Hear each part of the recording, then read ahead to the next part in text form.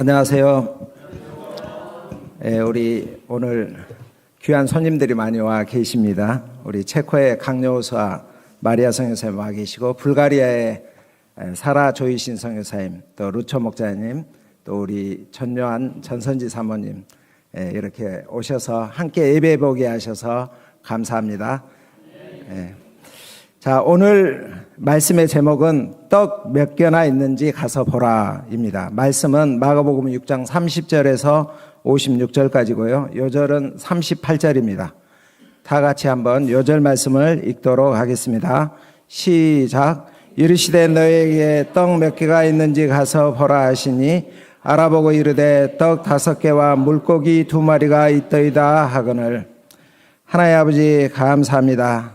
이 시간 성령으로 준비된 말씀이 담대하게 증거되기를 기도합니다.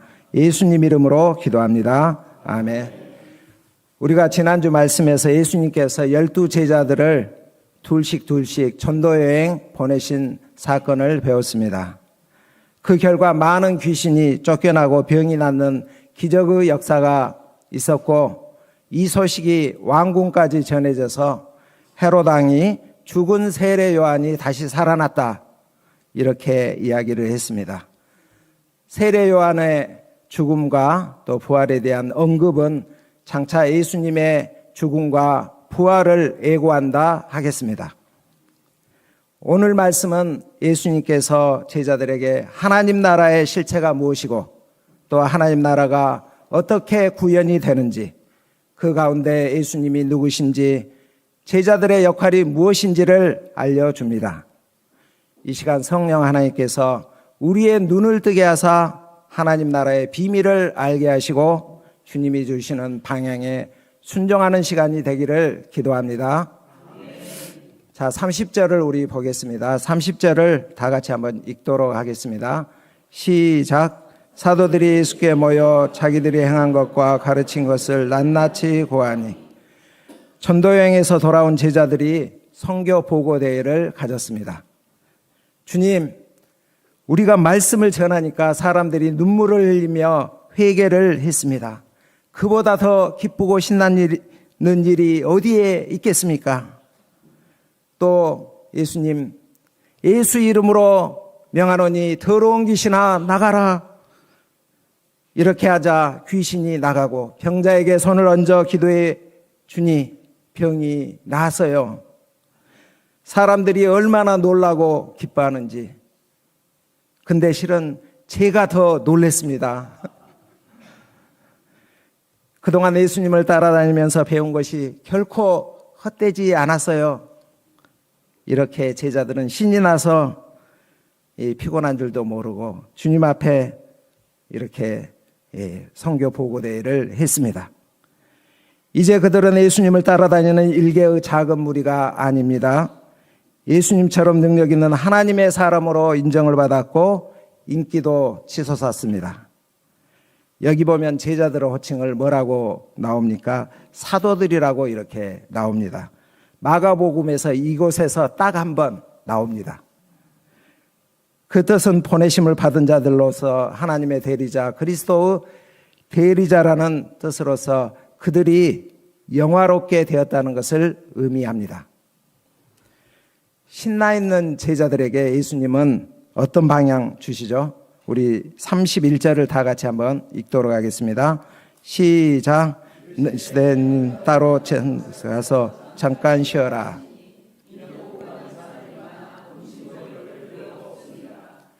오고 가는 사람이 많아. 이전에 사람들이 예수님께 은혜를 구했던 것처럼 제자들이, 한 무리가 제자들을 따랐고 이어서 다른 무리들이 제자들을 따라오니까 제자들이 음식 먹을 겨를조차 없었다는 것입니다. 한적한 곳으로 물러가라. 이 말은 고된 노동 후에 잠깐 쉬라, 이런 말입니다. 또한 이뿐만 아니라 여기에는 더 그 이상의 그 의미가 담겨져 있습니다. 그것은 광야에서의 안식입니다. 한적한 곳으로 이렇게 번역된 이 원어 헬라어로는 이 에레모스로 이렇게 되어 있는데, 이것은 광야라는 그런 뜻입니다. 마태, 마가, 누가가 다 같이 이 에레모스로 이렇게 쓰여져 있습니다. 저자 마가는 31, 32절에서 광야 한적한 곳이란 표현을 반복하여 기술하고 있습니다. 하나님이 광야에서 자기 백성들에게 안식을 준다는 것은 성경에서 반복되는 주제입니다. 하나님께서 출애굽한 이스라엘에게 광야에서 안식을 주셨으며 그들의 자녀인 광야 세대에게도 광야에서 안식을 주셨습니다. 이사야와 에레미야 선지자에게 두 번째 출애굽에 관한 약속으로 광야에서 안식을 예언하셨습니다. 여호와께서 이같이 말씀하시니라. 칼에서 벗어난 백성이 광야에서 은혜를 입었나니 곧 내가 이스라엘로 안식을 얻게 하려 할 때에라. 이적에 여호와께서 나에게 나타나서 내가 영원한 사랑으로 나를 사랑하기에 인자함으로 너를 이끌었다 하였노라. 광야에서 안식에 대한 희망이 예수님이 제자들을 광야로 모아 그들과 함께함으로 성취될 것입니다. 또한 제자들과 그들을 쫓는 무리가 새 출애굽의 백성이 될 것입니다. 예수님의 임재와 하나님의 공급하심이 광야에 있는 새 이스라엘에게 하나님 나라의 안식이 무엇인지를 보여주게 될 것입니다. 자, 예수님 일행은 배를 타고 한적한 곳으로 갔습니다. 그 장소가 누가복음에서는 벳세다라고 이렇게 나옵니다. 분봉왕 빌립이 다스리는 그런 지역입니다. 시기적으로는 6월절에 가까웠습니다. 이때는 겨울비가 온 뒤라서 요단강 수량이 많아져서 가버나움에서 벳세다로 도보로 가려면 요단강을 이렇게 건너야 됩니다. 그러기에 어렵기에 배를 타고 가신 것 같습니다. 그런데 사람들이 가만히 두지를 않았습니다. 33절 다 같이 한번 읽겠습니다. 시작. 그들이 가는 것을 보고 많은 사람이 그들인 줄 알고 모든 고을에서부터 도보로 그곳에 달려와 그들보다 먼저 갔더라. 자, 여기서 그들이 누굴까요? 예수님의 제자들입니다. 아, 저분 우리 동네에 오신 베드로인데 와서 병도 고치고 귀신도 쫓아내신 분 아니야? 저분은 우리 동네에 오신 도마 선생님이네. 여러 고을 사람들이 12제자들을 알아보고 쫓아왔습니다. 전도여행을 통해서 제자들의 일상이 얼마나 높아졌는지 그 인기를 실감할 수가 있습니다. 자, 큰 무리를 보신 예수님의 반응이 무엇입니까? 34절 우리 다 같이 한번 또 읽겠습니다.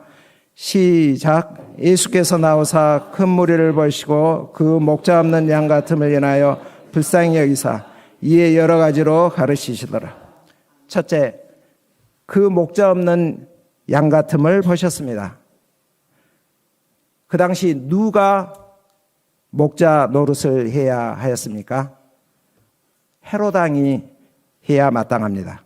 그런데 목자 노릇은커녕 백성들을 억압하고 의인 세례 요한을 죽이는 악행을 저질렀습니다. 또한 종교 지도자들이 목자 노릇을 해야 했습니다. 모여드는 무리 중에는 지금 6월절을 맞이해서 예루살렘을 향해 순례하는 여행객들도 있었을 것입니다. 이들은 성전에 가서 제사를 지내고 제사장들을 통해 가르침을 받고 은혜를 받고 안식을 누려야 했습니다.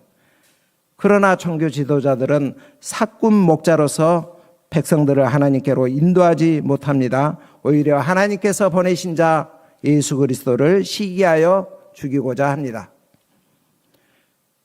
그나마 그동안 이 목자 역할을 했던 세례 요한이 있었는데 그마저도 죽임을 당하고 없습니다. 백성들은 지금 방황하고 있습니다. 우리가 사는 현 시대는 어떻습니까? 이 코로나 학번이 위험하다. 그런 말이 있습니다. 코로나 학번이 몇 학번을 코로나 학번이라고 하는 줄 아세요? 21학번부터 23학번까지를 3년 동안 학번들을 코로나 학번이라고 그럽니다. 이들과 상담했던 한 상담사가 이런 말을 했습니다. 심각해요. 팬데믹 기간에 대학 다닌 21살부터 23살 대학생들이 상담 전화 그들로부터 올해 급증했습니다. 전화를 받아보면 그들이 말하기를 배운 것도 없고 대학에 친구도 없고 학회나 동아리는 하다가 중단했어요. 한 것도 없는데 벌써 졸업해서 사회에 나가라고 하네요. 불안해요. 내가 무슨 성인이라고 준비기도 제대로 없었는데요. 이런 말을 하였다고 합니다. 그렇다면 직장인들은 어떻습니까? 한 설문조사에 의하면 직장 생활하면 고립감에서 해소될 줄 알았는데 도리어 더 심각해졌다는 비율이 56%가 나왔습니다. 직장에서는 속마음을 털어놓았다가 소문날까 봐서 말도 못한다고 합니다. 직장인 10명 중에 8명이 나는 고립이다 이렇게 말했다고 합니다. 30대 직장인 송민기 씨 가명입니다. 이렇게 말했습니다. 사람과 대화하고 싶어서 당근에 올라온 글을 보고서 동네 사람들과 함께 삼겹살 먹는 모임에 가본 적이 있어요. 하지만 크게 도움을 받지 못했어요. 그런 일이 있고 난 후로는 이제 혼자 영화관에 가서 영화를 보거나 넷플릭스로 드라마를 보곤 합니다. 조금 에너지가 있을 땐 산책이나 등산을 해요. 이렇게 인터뷰를 했습니다. 요즘 젊은 대학생들이나 직장인들이 한결같이 하소연하는 말은 도움을 요청할 사람이 없다는 것입니다. 이 시대의 필요가 무엇입니까? 목자가 절실히 필요합니다. 청년에게 나는 누구인지, 어디서 와서 어디로 가는지, 인생의 목적이 무엇인지, 어떻게 사는 것이 잘 사는 것인지 그 길을 제시해주고 함께 동행해줄 목자가 필요합니다.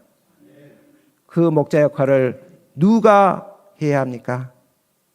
교수가, 부모가, 선배가, 동료가 할 수 있습니까? 진리를 알고 그 길을 제시해 줄 수 있는 우리가 목자 역할을 해야 하지 않겠습니까? 우리 국민대 영혼들의 목자 노릇을 우리 정유석 목자가 해야 되지 않겠습니까? 불가리아 영혼들의 목자 노릇을 우리 르초와 또 우리 사라조이신 선교사님이 해야 되지 않겠습니까? 예수님은 우리가 이 시대의 목자가 되기를 원하십니다. 둘째, 예수님은 그들을 불쌍히 여기셨습니다. 근래 상담사들이 전화 상담, 대학생들 아까 그 코로나 세대들하고 상담 전화를 이렇게 하는데 소통이 안 된다고 투덜댄다고 합니다. 대학생들이 이해하기 어려운 말들하고 논리가 없는 말을 이렇게 한다고 합니다. 또 상담사가 해주는 말을 그들이 도통 알아듣지 못하는 경우가 예전보다 더 많아졌다고 이렇게 이야기했습니다. 마치 외계인들과 대화하는 그런 느낌이라고 합니다. 하물며 하늘에서 오신 예수님께서 우리 인생들과 대화하실 때 얼마나 답답하시겠습니까? 그럼에도 불구하고 예수님은 우리를 불쌍히 여기십니다. 긍휼히 여기십니다. 사랑하십니다. 셋째, 그들에게 여러 가지로 가르치셨습니다. 여러분들은 우리 청년들에게 무엇을 주고 싶습니까? 가장 좋은 것, 가장 필요한 것을 주고 싶지 않겠습니까? 그것이 무엇입니까? 영혼을 살리고 삶의 목적과 방향을 알게 해주는 생명의 말씀이 아니겠습니까? 예수님은 가장 좋은 것을 양들에게 주십니다. 이처럼 예수님께서 시간 가는 줄 모르고 열심히 가르치실 때 어떤 문제가 생겼습니까? 날이 저물어가고 저녁 식사 시간이 다가왔습니다. 이곳은 빈들입니다. 제자들이 어떻게 할까 의논을 합니다. 그리고 예수님께 대안을 제시합니다. 무리를 보내어 두루촌과 마을로 가서 무엇을 사 먹게 하옵소서. 그들의 해결책은 대단히 합리적입니다. 하지만 예수님의 대답은 무엇입니까? 우리 37절을 다 같이 읽겠습니다. 시작. 대답하여 이르시되 너희가 먹을 것을 주라 하시니 어찌하여 우리가 가서 200데나리온의 떡을 사다 먹으리까. 너희가 먹을 것을 주라 하십니다. 제자들은 당황스러워서 우리가 가서 200데나리온의 빵을 사다가 이들에게 먹이란 말입니까? 이들을 먹이는 데는 최소 200데나리온, 노동자의 200일 풍삭이 필요합니다. 얼마 전까지만 해도 밀이삭을 손으로 잘라서 비벼 먹던 우리인데 그런 돈이 어디 있겠습니까? 제자들은 돈이 없어서 못한다고 합니다. 오늘날에도 사람들은 먼저 돈을 계산합니다. 돈만 있으면 뭐든지 할 수 있다고 합니다. 경제적 여유가 없으니 지금은 안 된다고 이렇게 합니다. 그런데 예수님은 돈을 요구하시는 것이 아닙니다. 너희가 먹을 것을 주라 이렇게 하십니다. 원문에는 너희가 이 단어가 강조되어 있습니다. 돈이 문제가 아니라 너희가 양에 대한 목자 심정만 있으면 얼마든지 먹일 수 있다는 것입니다. 우리 38절을 다 같이 읽겠습니다. 시작. 이르시되 너희에게 떡 몇 개가 있는지 가서 보라 하시니 알아보고 이르되 떡 5개와 물고기 2마리가 있더이다 하거늘 너희에게 떡 몇 개가 있는지 가서 보라. 찾아보고 너희에게 있는 그것으로 먹이라고 합니다. 제자들이 찾아보니 떡 5개와 물고기 2마리가 있었습니다. 이를 받으신 예수님은 제자들에게 무엇을 하도록 하십니까? 그 모든 사람으로 때를 지어 푸른 잔디 위에 앉도록 하시되 때로 100명씩 또는 50명씩 앉게 하십니다. 하나님께서 당신의 양을 푸른 풀밭으로 인도하신 것처럼 예수님께서 그 양을 푸른 잔디에 앉히십니다. 예수님은 제자들이 가지고 온 떡 5개와 물고기 2마리를 축사하시고 그것을 제자들에게 주어 사람들에게 나누어 주게 하십니다. 제자들이 그렇게 하니 다 배불리 먹고 남은 조각이 12바구니에 찼습니다. 그 떡을 먹은 남자는 5,000명이었습니다. 남녀노소 다 합하면 2만 명은 좋게 되었을 것입니다. 자, 이것을 메시아의 잔치라고 이렇게 할 수가 있습니다. 이 잔치는 무슨 잔치와 대조가 됩니까? 지난주 우리 말씀 헤롯의 잔치와 대조가 됩니다. 헤롯은 누구를 위해서 잔치를 베풀었습니까? 자기 생일을 위해서 이렇게 잔치를 베풀었습니다. 거기에는 술과 춤과 산의 진미가 가득했습니다. 여기에 공급된 모든 것들은 백성들의 살과 피를 빨아 준비한 것입니다. 거기에는 고관 대적들이 참여하였습니다. 잔치의 마무리는 의인인 세례요한의 목을 소반에 담아오는 것으로 끝이 났습니다. 반면에 목자 되신 예수님의 그 잔치는 어떻습니까? 목자의 음성을 듣고 몰려온 양들을 위한 잔치였습니다. 그들은 예수님의 가르침으로 영혼의 안식을 먹습니다. 양식을 먹습니다. 물고기 2마리, 보리떡 5개 이렇게 소박한 음식을 먹지만 모두가 다 배불리 먹습니다. 그것은 예수님께서 자신의 살을 찢어서 나누어 준 생명의 떡입니다. 그 공급은 무한정입니다. 그들은 목자 되신 예수님 안에서 안식을 누리며 풍성한 공급을 체험합니다.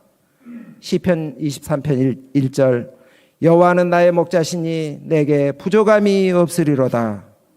이 말씀이 떠오릅니다. 잔치의 마지막은 제자들이 남은 떡 조각과 물고기를 12바구니에 차게 거두는 것으로 마무리가 됩니다. 이 떡은 제자들을 통해 장차 열방으로 가져가게 될 것입니다. 체코에 가져가 체코 영혼을 먹일 것입니다. 불가리아에 가져가 불가리아 영혼을 먹일 것입니다. 예수님은 만물을 창조하신 창조주요, 무에서 유를 만들어내시고 불가능을 가능케 하시는 하나님이십니다. 또한 예수님은 목자이십니다. 그분은 자신의 무한한 능력을 그분의 양들을 위해서 사용하십니다. 양들에 대한 목자 심정을 가진 자에게 그 능력을 한량없이 부어주십니다.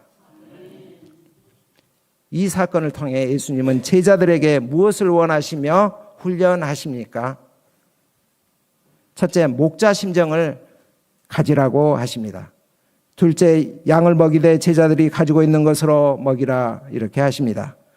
없는 것을 찾지 말고 있는 것을 찾아 그것으로 시작하라 하는 것입니다.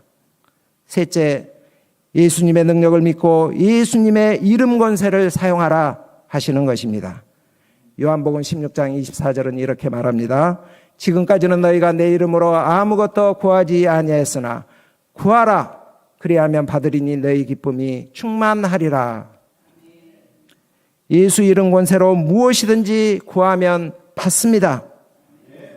사도행전 3장에 보면 베드로와 요한이 성전 미문에 구걸하는 안진뱅이를 보고 이렇게 선포합니다. 은과 금은 내게 없거니와 내게 있는 이것을 내게 주노니 나사렛 예수 이름으로 일어나 걸으라. 그러자 안진뱅이가 일어나 걷기도 하고 뛰기도 하고 하나님을 찬송합니다. 사도 바울은 내게 능력 주신 자 안에서 내가 모든 것을 할 수 있느니라 하였습니다.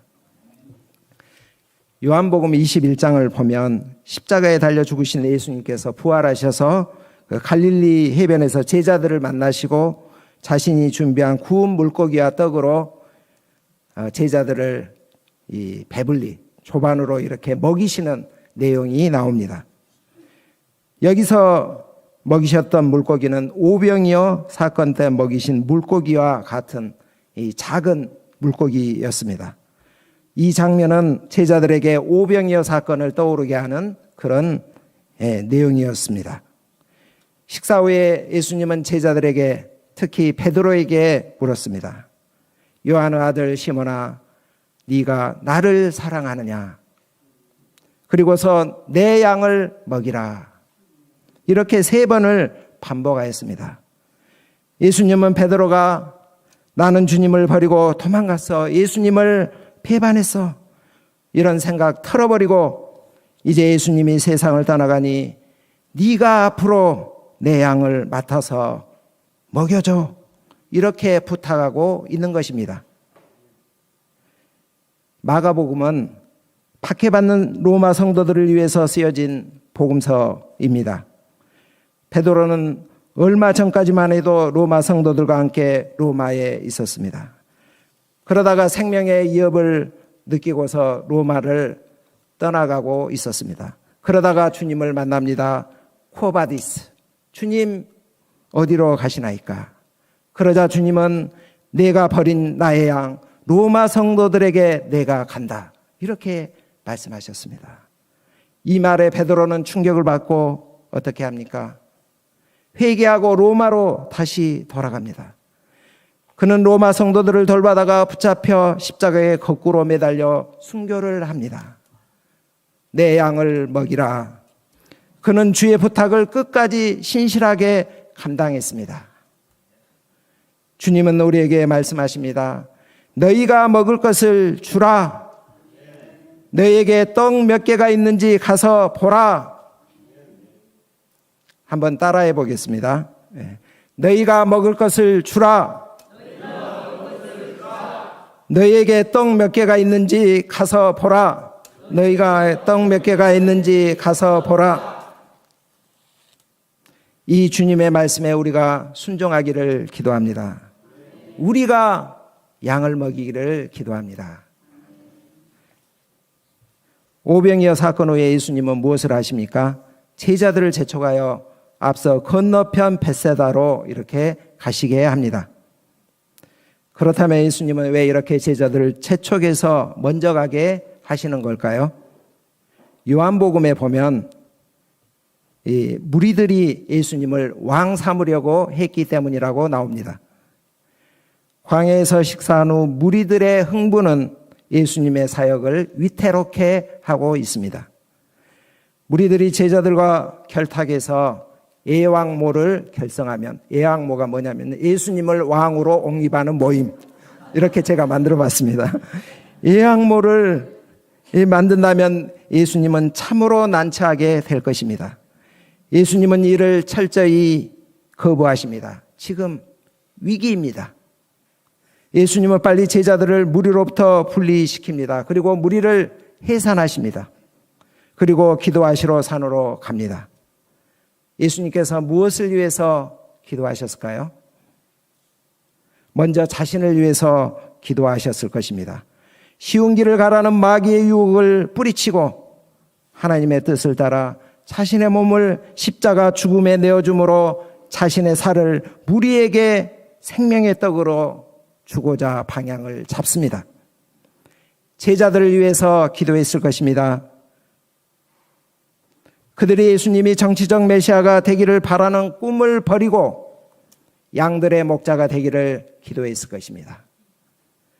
무리를 위해서 기도했을 것입니다. 그들은 장차 예수님이 잡히실 때 베드로 앞에서 우리에게는 가이사 외에는 왕이 없나이다 이렇게 외치는 자들입니다. 무리들이 영적인 눈을 떠서 예수가 하나님께서 보내신 그리스도인 것을 알고 하나님 나라를 추구하게 되기를 기도했을 것입니다. 자, 날이 저물었습니다. 배는 바다 가운데 있고 예수님은 홀로 무태 계십니다. 바람이 거스림으로 제자들이 힘겹게 노젓는 것을 예수님은 보시고 밤 사경 새벽 4시쯤 바다 위로 걸어서 그들에게 오셔서 지나가십니다. 제자들은 유령인가 하면서 놀랍니다. 예수님은 그들을 어떻게 안심시키십니까? 50절을 다 같이 한번 읽겠습니다. 시작. 그들이 다 예수를 보고 놀람이라. 예수께서 곧 그들에게 말씀하여 이르시되 안심하라 내니 두려워하지 말라. 여기서 내니 이 말은 그의 날 떨기나무 불꽃 가운데에서 모세에게 나타나신 여호와께서 자신을 계시하실 때 에고 에이미 I am who I am 이라고 했던 말과 같습니다. 나 여호와가 여기 있다. 구약에서 바다를 창조하신 하나님이 바다를 정복하고 파도를 밟으며 그의 위엄을 나타낸다고 구약에 이렇게 기술되어 있습니다. 또한 예수님 당시 유대인들의 생각을 보면은요, 천국의 풍경이란 글 속에 나오는 것처럼 천국의 바다에는 파도가 치지 않는다고 믿었고 파도로 인해 목숨을 잃을 일이 없다고 그들은 생각했습니다. 천국에 사는 의인들은 바다 위를 쉽게 걷는다고 이렇게 여겼습니다. 그러니 예수님이 무리를 걷는 것을 본 제자들은 어떤 생각이 들었겠습니까? 예수님이야말로 하늘에서 오신 분이구나, 하나님의 아들이시구나, 이런 생각을 하지 않았을까요? 예수님은 지금 세상 나라의 왕의 자리를 거부한 데에 따른 제자들의 실망을 알고 계십니다. 이런 그들에게 자신이 세상 나라 왕과는 차원이 다른 보다 더 높고 진정한 의미에서 왕이 되심을 그들에게 알게 하고자 하십니다. 이 사건은 또한 고난받는 성도들에게 위로가 됩니다. 역풍을 맞아 힘겹게 싸우는 제자들에게 내니 하시며 찾아오신 예수님은 삶의 역풍을 맞아서 힘들어하는 사람들에게 결코 모른 척하지 않습니다. 고난의 밤이 깊어갈 때, 인간의 힘이 탈천할 때, 그때 찾아오십니다. 그리고 안심시켜 주십니다. 안심하라, 두려워하지 말라. 주님은 우리의 목자이십니다. 그런데 제자들은 예수님이 배에 오르시는 것을 보고 심히 놀랍니다. 왜 놀라는 것입니까? 52절을 우리 다 같이 읽겠습니다. 시작. 그들이 떡 대시던 일을 깨닫지 못하고 도리어 그 마음이 둔하여졌습니다. 그들이 놀란 이유는 빵을 먹이셨던 그 예수님을 깨닫지 못하고 마음이 둔해졌기 때문입니다. 그들은 예수님께서 5,000명을 먹이신 것을 체험했습니다. 하지만 그들 마음에는 예수님은 없고 빵만이 남았습니다. 우리가 어떤 문제를 해결받는 것도 중요하지만 그 문제를 해결해 주시는 예수님을 깨닫고 기억하는 것이 더 중요합니다. 문제 해결만 남고 예수님이 남지 않으면 믿음이 성장하지 않습니다. 목자이신 예수님을 기억할 때 그 믿음이 자랍니다. 배는 게네사렛 땅에 도착을 했습니다. 목적지보다 남쪽으로 더 떠밀려 온 것 같습니다.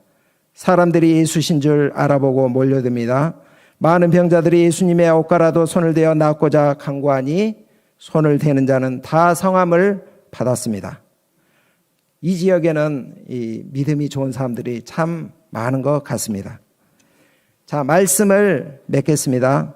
예수님은 제자들이 양을 먹이는 목자가 되기를 원하십니다. 그리고 목자 훈련을 하십니다. 목자는 첫째, 양들에 대해 불쌍히 여기는 마음을 가져야 합니다. 둘째, 내게 있는 것을 찾아 주님께 내어드려야 합니다.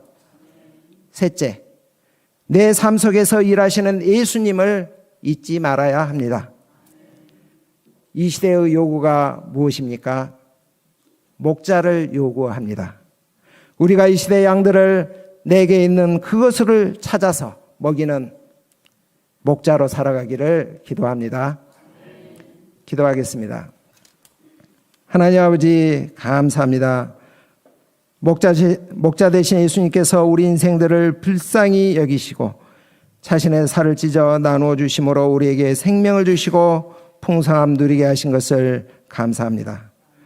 우리도 이 시대의 목자가 되어서 내가 가지고 있는 것으로 양들을 먹일 수 있기를 기도합니다.